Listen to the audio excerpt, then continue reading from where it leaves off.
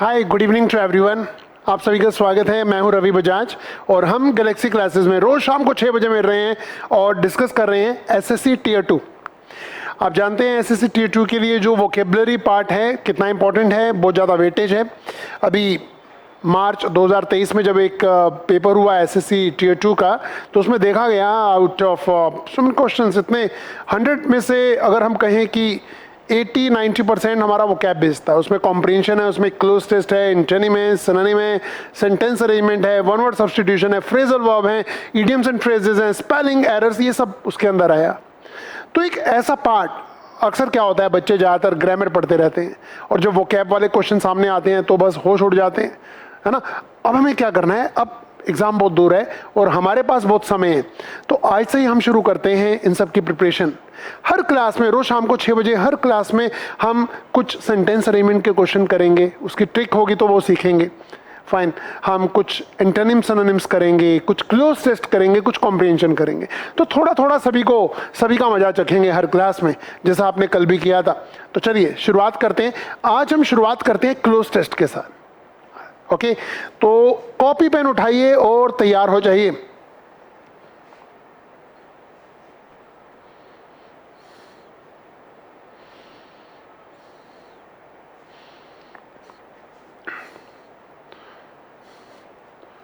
No signal, back to home in 10 seconds, is it? तो guys, मैं आपको बताना चाह रहा हूं कि जब क्लोज टेस्ट आप करते हैं, एक पैराग्राफ होता है, उसमें कुछ फिलअप होते हैं, हर फिलअप के लिए कुछ ऑप्शंस होती हैं, एंड दिस इज इन ऑप्शंस को देखते हुए हम उसे सॉल्व करेंगे। And you will see cloze test में बहुत सारी ऑप्शंस बहुत ही क्लोज होती हैं, है ना। तो आइए शुरुआत करते हैं अपनी क्लास की। एक पैराग्राफ हमारे सामने, कुछ ऑप्शंस उसके लिए दी गई हैं, आप साथ साथ कमेंट्स में बता भी सकते हैं। Okay, so let's start.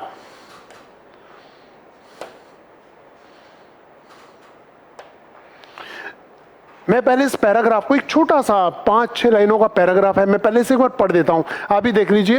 With dash classes it is difficult for teachers to dash regular essay type questions for homework because dash long answers would take too long.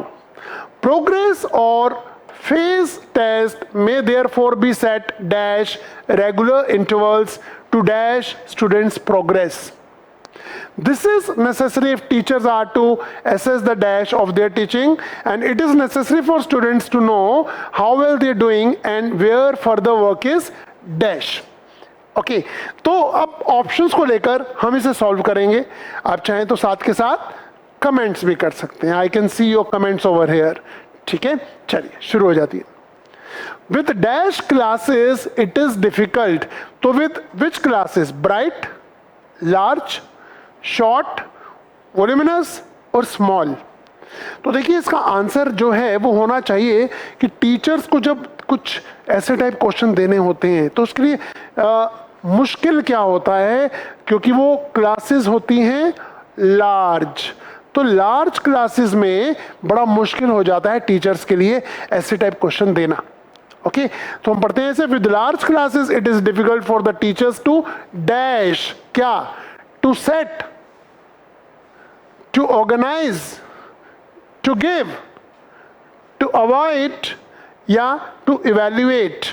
भाई जो होमवर्क होगा वो तो टीचर गिव करेंगे, देंगे, set नहीं करेंगे। Set क्यों नहीं करेंगे ये भी देख लीजिए। पेपर को सेट किया जाता है, होमवर्क सेट नहीं होता। आपने 3 इडियट मूवी देखी होगी, उसमें प्रिंसिपल साहब होते हैं ना, जो आमिर खान के वो प्रिंसिपल होते हैं, कौन? वायरस, है ना। वो क्या कहते हैं, इस बार पेपर मैं सेट करूंगा और देखता हूं ये कैसे पास होते हैं दोनों लड़के। वो जो आमिर खान के दोनों दोस्त होते हैं उनके लिए पेपर मैं सेट करूंगा। पेपर सेट किया जाता है, होमवर्क सेट नहीं किया जाता, तो इसलिए गिव होगा। ऑर्गेनाइज क्यों नहीं है ये भी सीख लेते हैं। ऑर्गेनाइज तो भैया कोई फंक्शन ऑर्गेनाइज करो, क्लासेस को ऑर्गेनाइज करो, चीजों को व्यवस्थित करो, तो ऑर्गेनाइज होमवर्क नहीं होता। अवॉइड क्यों करेंगे जी, वो तो अनदेखा करना। एंड इवेल्युएट किसे करते हैं? इवेल्युएट गलत क्यों है बताओ? इवेल्युएट का मीनिंग होता है मूल्यांकन करना।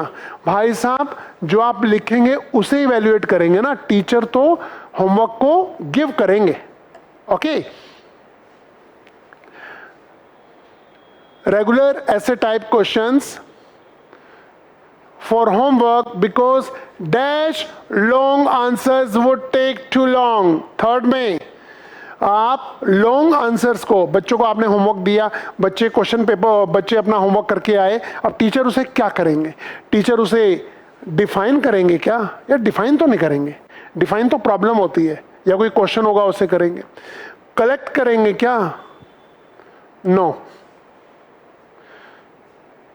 Marking, distributing, identifying.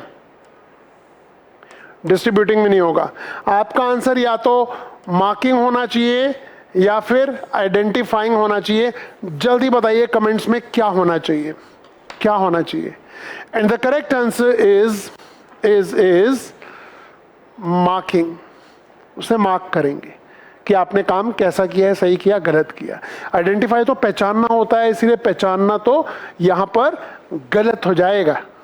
ओके, तो आप देख रहे हैं हम इस क्लोज टेस्ट को डिस्कस कर रहे हैं। डिस्कस करना जरूरी है, सिर्फ आंसर बताना जरूरी नहीं है, वो तो आपको गूगल भी बता देगा। ओके, तो चलिए जी। एंड बी सेट प्रोग्रेस और फेज टेस्ट में therefore be set dash regular intervals. तो इस डैश में एक प्रेपोजिशन आनी चाहिए, कौन सी? विद, इन, अबव, फ्रॉम या एट। बताइए जी 4 नंबर में क्या आएगा? आपके सामने 5 ऑप्शंस हैं, ए बी सी डी ई। आपको क्या लगता है कौन सा सही है? जब समय समय की बात होती है तो उसमें एट आना चाहिए। So it should be at regular intervals, at regular intervals. ठीक है, at regular intervals to dash students progress. 5 number में क्या करें जी? To dash students progress. Satisfy करें, बिगिन करें, इलेबोरेट करें, मॉनिटर करें या इवॉल्व करें। भाई स्टूडेंट्स की प्रोग्रेस को रेगुलर इंटरवल्स पर क्या किया जाएगा? क्या किया जाएगा? क्या किया जाएगा? उन्हें मॉनिटर किया जाएगा, उसे मॉनिटर किया जाएगा। बच्चों ने कैसा काम किया है, समय समय पर उस चीज को मॉनिटर करेंगे टीचर्स। और उसके आगे देखिए एसी का आगे कुछ और इंफॉर्मेशन दे रहा है, दिस इज नेसेसरी, ये जरूरी है, if teachers are to assess the dash of their teaching. उन्हें अपनी टीचिंग के डैश को एसेस करना है, उसकी असेसमेंट करनी है। तो क्या होगा? यहाँ पर गोल्स होना चाहिए, मास्टरी होनी चाहिए, सोर्स होना चाहिए, जॉय होना चाहिए या इफेक्टिवनेस होना चाहिए। So the correct answer is effectiveness. Teachers ने बच्चों को होमवर्क दिया, उन्होंने उसे मार्क किया, किस लिए? ये इस तरह के जो टेस्ट हैं ये रेगुलर इंटरवल्स पर थोड़े थोड़े समय बाद होते रहने चाहिए। किस लिए होते रहने चाहिए? भाई टीचर ये मॉनिटर कर पाएंगे कि बच्चे कहाँ पर अटक रहे हैं, कहाँ पर उनकी प्रॉब्लम्स हैं, कहाँ पर दिक्कतें हैं। और दूसरा वो अपनी टीचिंग की इफेक्टिवनेस को भी तो चेक करेंगे कि हम जितना पढ़ा पा रहे हैं क्या बच्चों को वो समझ आ रहा है ना? Okay, of their teaching. And it is necessary for students to know how well they are doing and where further work is dash.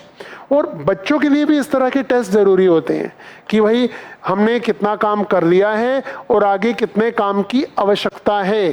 तो क्या होगा जी? स्टडीड, करेक्टेड, नीडेड, डन या design. Done is wrong, designed is wrong, corrected is also wrong, needed is correct. मैंने हिंदी में बोला और आगे कितने काम की आवश्यकता है। तो आप देख पा रहे हैं क्लोज टेस्ट में एक 8 नंबर का ये छोटा सा क्लोज टेस्ट है, बट आपका इसमें स्कोर क्या रहता है? आप चाहें तो कमेंट करके हमें बता सकते हैं। फाइन। और हाँ, आपके दिमाग में कोई भी किसी भी तरह का डाउट है कि भाई यहाँ पर ये क्यों आया, मुझे ये लग रहा था, आप हमसे पूछ सकते हैं। अगर आप आज भी मुझसे पूछेंगे तो हम ट्राई करेंगे 3-4 दिन या हफ्ते के अंदर हम आपकी क्वेरीज का रिप्लाई करें, ताकि आपका ये यहाँ इस वीडियो को देखने का जो टाइम है वो वेस्ट ना हो। आपको ये ना लगे बस हम बैठे थे और आ गए। हम यहाँ पर एकत्रित हो रहे हैं किस लिए? टीयर 2 के लिए। ओके, तो चलते हैं आगे, एक और क्लोज टेस्ट मारते हैं छोटा सा। Come on guys, get ready, बहुत मजा आएगा इसमें। सो इसे कर देते हैं रिमूव। और अब आ गया जी एक और क्लोज टेस्ट हमारे पास। नंबर पे मत जाइए, नंबर तो 1 है। अब एक मजेदार चीज देखिए, ये थोड़ा सा हैवी क्लोज टेस्ट है। इसके अंदर है तो सिर्फ 3 लाइनें, बट इन 3 लाइंस के अंदर 10 फिलअप है। मजा आएगा, बहुत मजा आएगा।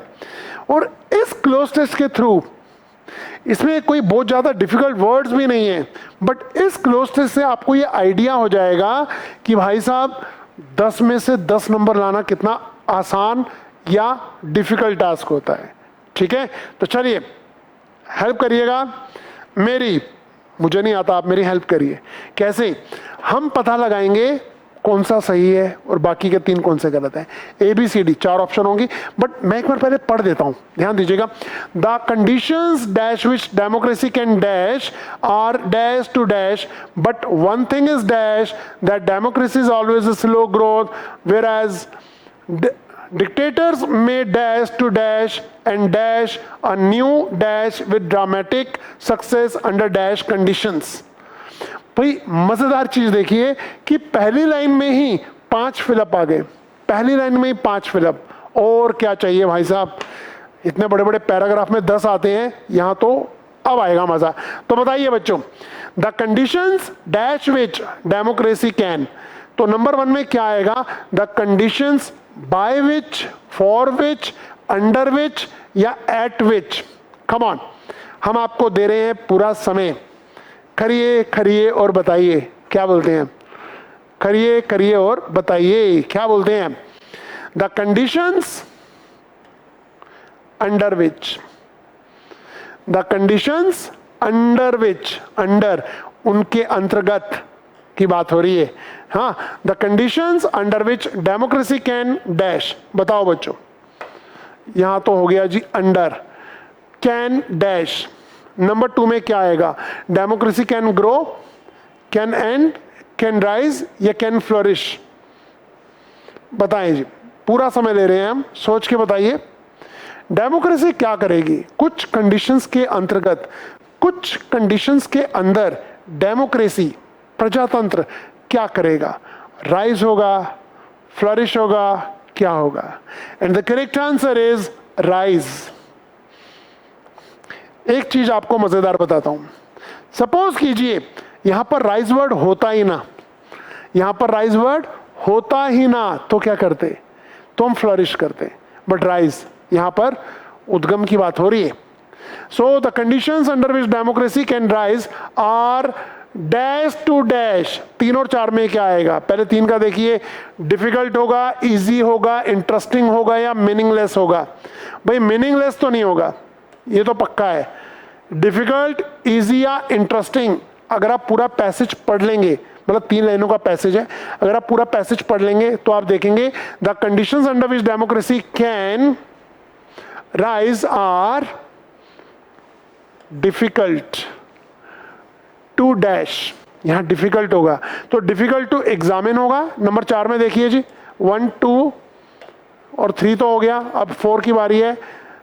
Are difficult to examine, define, experience या डिस्कस। क्या बोलते हैं बच्चों? 4 नंबर में क्या आना चाहिए? एग्जामिन, डिफाइन, एक्सपीरियंस या discuss. And the correct answer is define. Are difficult to define, but one thing is dash, one thing is dash। 5 number में बताइए, stated, dictated, clear या hazy। आपको एक चीज बताना चाहेंगे, clear और hazy एक दूसरे के एंटोनिम्स हैं। clear का मीनिंग है clear और hazy का मीनिंग है not clear, which is unclear, which is cloudy। And clear का मीनिंग क्या होता है? lucid। क्या होता है? ल्यूसिड। कल अगर आपने वोकैब की क्लास की थी तो ये वर्ड आया था 6 बजे की क्लास में। तो यहां पर सही आंसर है clear. But one thing is clear, that democracy is always a slow growth, democracy एक स्लो ग्रोथ है।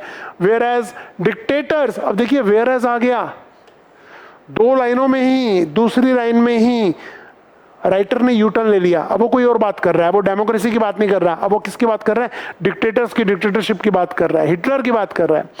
वेयर एज डिक्टेटर्स में डैश टू डैश, डिक्टेटर्स में डैश, में राइज, में जंप, में ग्रो, में सक्सीड। सक्सीड तो नहीं आएगा, क्यों?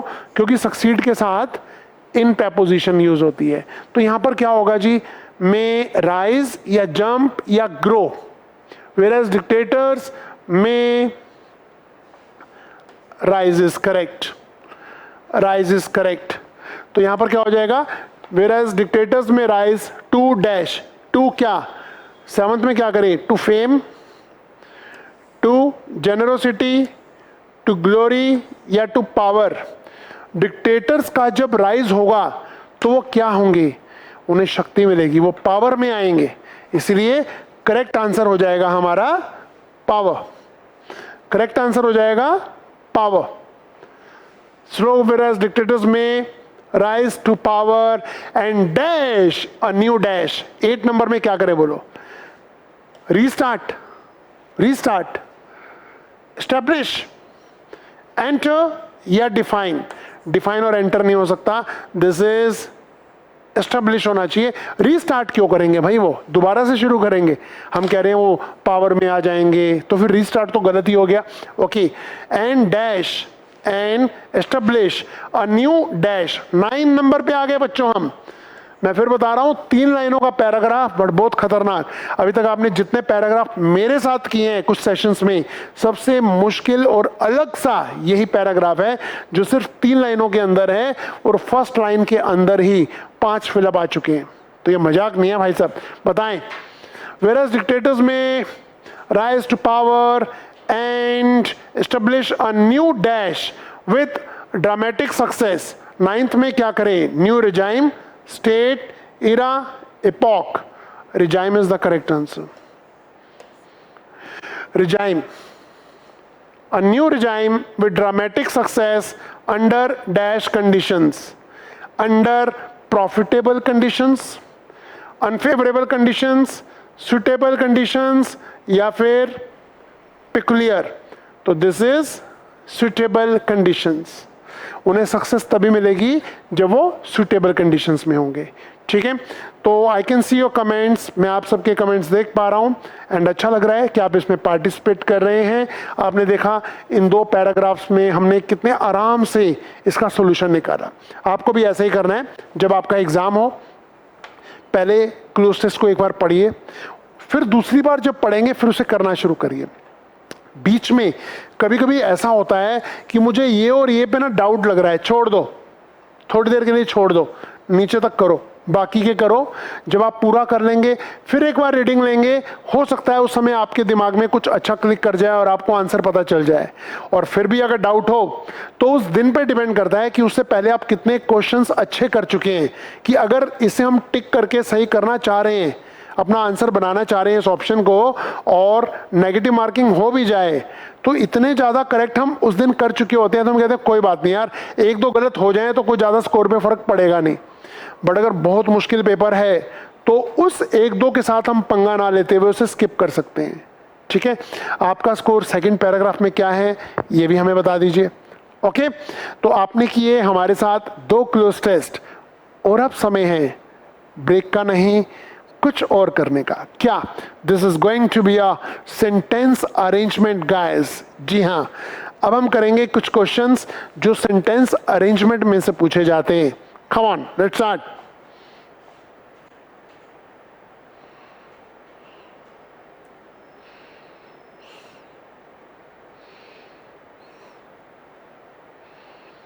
ये रहा जी,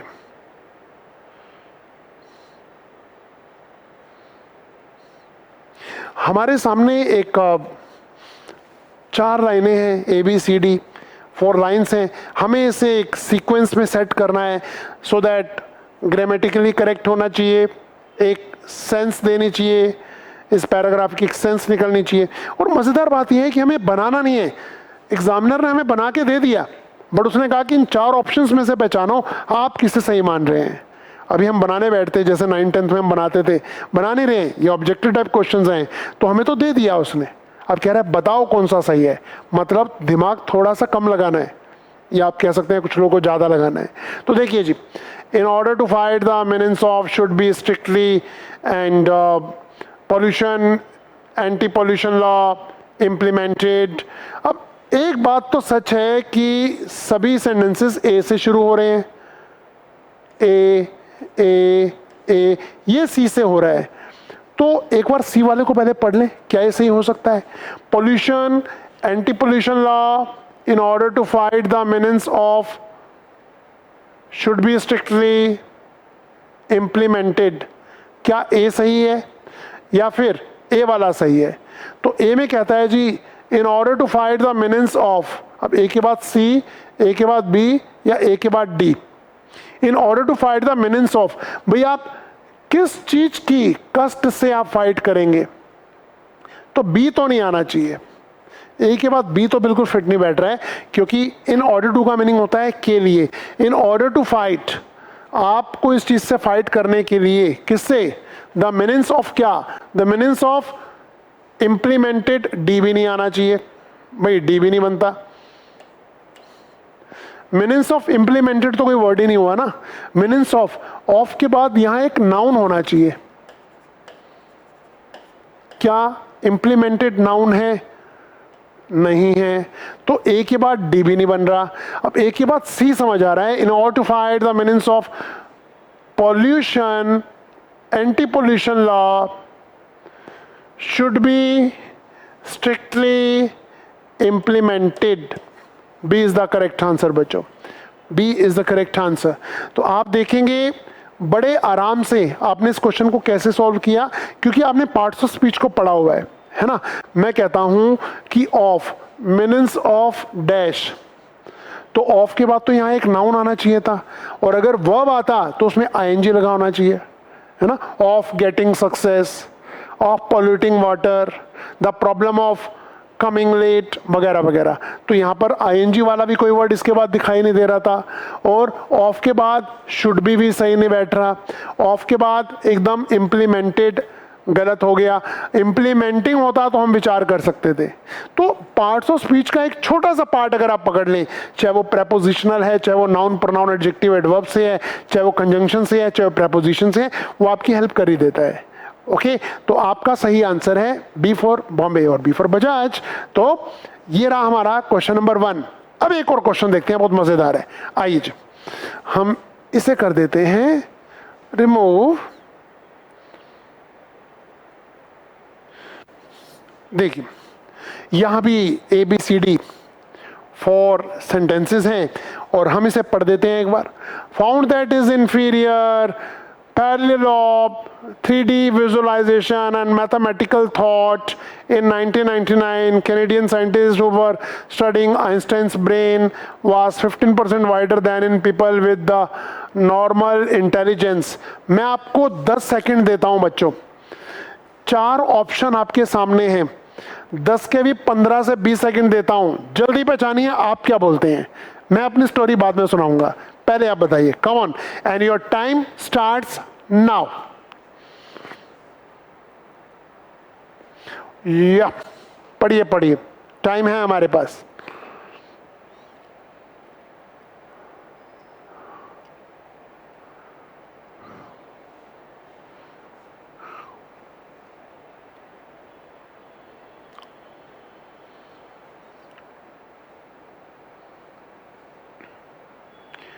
और आप क्या बोलते हैं, कमेंट करिए, कमेंट करिए आपके हिसाब से सही क्या ऑप्शन है, ए बी सी या डी, कौन सा सीक्वेंस मीनिंगफुल है। जब आपने इन बिखरे हुए मोतियों को माला में पिरोया तो माला कितनी बढ़िया बनी है, ये मैं देखना चाहता हूं। तो ए बी सी डी, देखिए मैं आपको इसका सही आंसर दे रहा हूं। The correct answer is D. कैसे भाई, बी से तो शुरू होगा नहीं, ये तो पक्का है। Petrol law, 3D visualisation, B से तो होगा नहीं, बाकी सी, सी और सी पक्का है कि सी से शुरू होगा। क्या है जी? इन 1999, मतलब समय से शुरुआत कर रहा है वो, Canadian scientist who were studying Einstein's brain found, किसने फाउंड किया? उन साइंटिस्ट ने, वो जो कनाडा के साइंटिस्ट थे, फाउंड दैट हिज इंफीरियर, फिर आएगा B, petrol of 3D visualization and mathematical thought. भाई किसकी? आइंस्टाइन की। Mathematical thought was 15% wider than in people with normal intelligence। यहाँ कंपैरिजन किया गया है आइंस्टाइन के ब्रेन का नॉर्मल लोगों के साथ। तो ये थे एल्बर्ट आइंस्टाइन। ओके, तो आपने क्या देखा? आपने सिर्फ ऑप्शंस की गेम खेली। आपने एलिमिनेशन सीखना है। एलिमिनेशन करते समय आपको सीखना है कि एक दो तो ऑप्शन वैसे ही आउट हो जाती हैं, बाकी आपकी चॉइस बचती है किन्हीं दो के अंदर, उसमें आपको किस पे जाना है, ये ज़्यादा ज़रूरी है। तो हमने ये बनाया। एक और तरीका बताता हूँ आपको। 4 ऑप्शंस हैं, आपको 2 या 3 बहुत नज़दीक लग रही होंगी, एक तो एलिमिनेट हो जाएगी, वो तो ऐसी होती है हर जगह। मैं कहता हूँ कि चारों ही आपको लग रही हैं जी, ये भी आंसर हो सकता है और ये भी हो सकता है। फिर क्या करेंगे आप?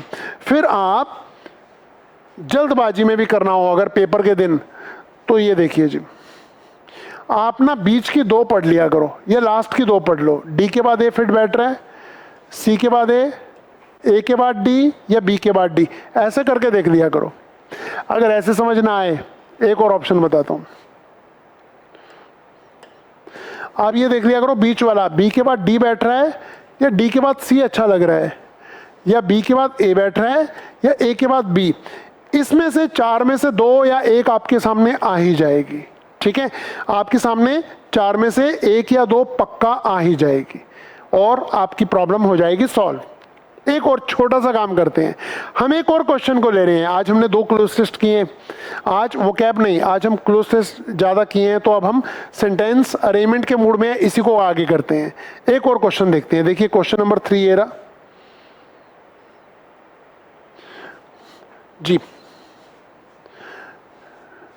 Newton was the only son of a local human born in the hamlet of Woolsthorpe who had died 3 months before and of Hannah Asikov। मैं आपको देता हूं 20 सेकेंड्स, आप बताइए आपको इन ऑप्शंस में से कौन सा सही लग रहा है, फिर मैं आपको अपनी ऑप्शंस बताऊंगा, उसका लॉजिक भी दूंगा। Come on, and your time starts now. आपके पास हैं 20 seconds and your time starts now। पढ़िए जी, पढ़िए।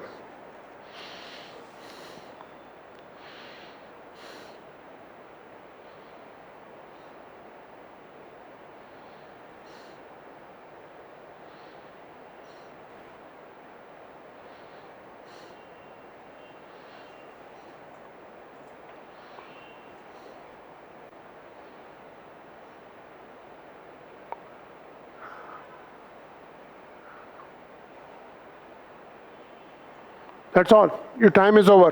क्या बोलते हैं बच्चों, सही आंसर क्या है?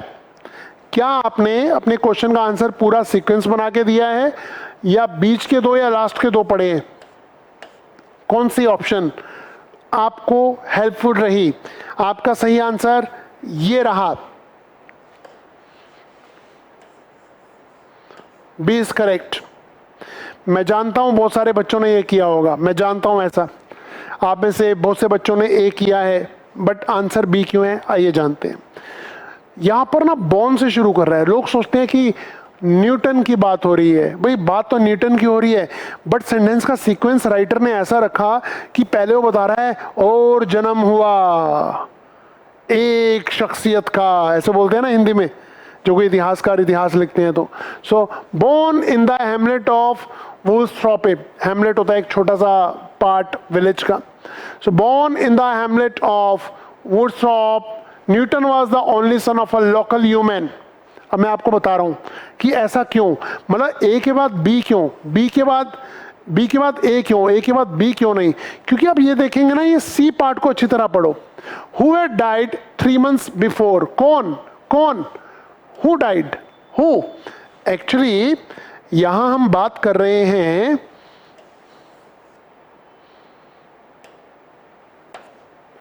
देखिए, यहां हम बात कर रहे हैं who had died 3 months before. कौन? लोकल ह्यूमन की. जो वहां पर लोकल ह्यूमन था उसके यहां न्यूटन का जन्म हुआ. तो इसके बारे में बात कर रहे हैं. इसके बाद हमने इस सीक्वेंस को यहां जोड़ा. अगर आप ऐसा ना करते, मैं पूरा टाइम लेके बता रहा हूं क्योंकि आप समझ रहे हैं, ये कोई पेपर नहीं हो रहा है कि मैं जल्दी जल्दी इसका आंसर बताना है ना. समझिए इसके पीछे लॉजिक क्या है. अगर आप ए के बाद बी करते, मुझे भी ये लग रहा था शुरू में, Newton was the only son of a local yeoman born in the hamlet of ye who had died. भाई ये जो हु हैड डाइड है ना, यहां से स्टोरी चेंज हो गई. ये हु हैड डाइड किसके लिए आ रहा है? ह्यूमन के लिए आ रहा है. तो उसके एकदम बाद ये आना चाहिए ना, हु हैड डाइड, ना कि ये बीच में ये वाला फ्रेज आना चाहिए, ये वाला सेंटेंस आना चाहिए. तो इसीलिए बी के बाद ए के बाद सी और फिर डी. बिफोर एंड ऑफ हाना एस्कॉफ. करेक्ट. तो आपका आंसर हो जाता है बी, एकदम करेक्ट. ठीक है बच्चों, तो बस यही करना था, हमें यही करना था. और हमने सेंटेंस अरेंजमेंट को देखा, हमने क्लोज टेस्ट को देखा, और यही मैं आपको बताना चाहूंगा, यही बताना चाहूंगा आपको मैं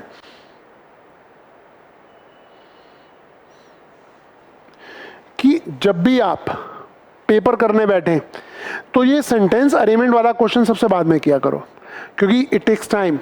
हाँ, आप इसे 100% सही भी कर पाएंगे, घबराइएगा मत, अभी हमारे पास पूरा समय है डिस्कशन करने का. तो रोज शाम को 6 बजे हम जुड़ रहे हैं आपके साथ, इन चीज़ों को डिस्कस करेंगे. And you will be doing SSC Tier 2, जिसे हम डिस्कस कर रहे हैं यहाँ पर. ठीक है बच्चों, फाइन. तो कल मिलते हैं, हम करेंगे more close test, will be doing more vocab part, we'll be doing more comprehensions, and we'll be doing close test, comprehension, sentence arrangement also.